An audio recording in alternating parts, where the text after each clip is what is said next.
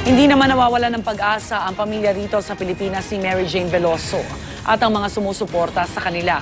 Mananatili laro sila sa harap ng Indonesian Embassy hanggang sa mabigyan si Veloso ng clemency. May live report si Dante Perelio. Dante.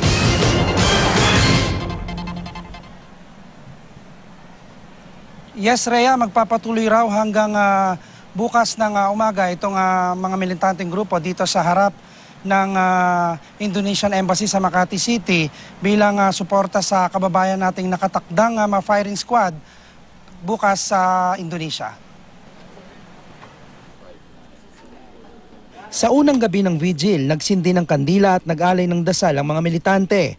Sumama din ang kapatid ni Mary Jane Veloso na si Darling na galing pang Cabanatuan City.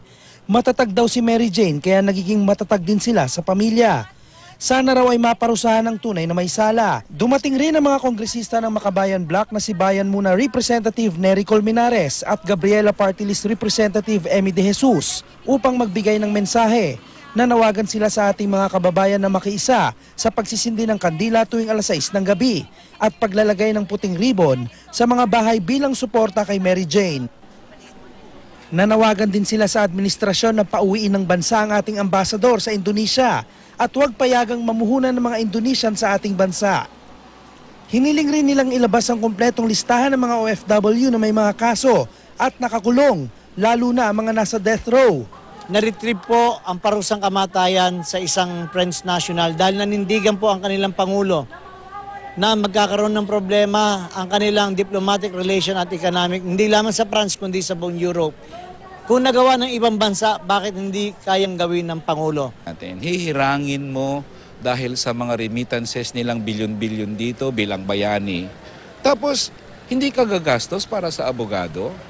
Anong klaseng pagtrato yan sa OFW natin? Magdamag namang nagbantay ang mga kagawad ng Makati City Police dito sa paligid ng Indonesian Embassy para panatilihin ang seguridad. Kailangan nila ng permit. Kasi vigil yan eh. Ang kukuha sila ng permit sa Makati City Hall. Rhea, ngayong umaga ay inaasahan ng pagdating ng mas marami pang bilang ng mga militante dito sa Maya Indonesian Embassy. Kaya naman itong Makati City Police ay magdaragdag din daw ng puwersa dito sa paligid ng embassy. At yan ang unang balita mula pa rin dito sa Makati City. Balik sa iyo, Rhea. Maraming salamat, Dante Perelio.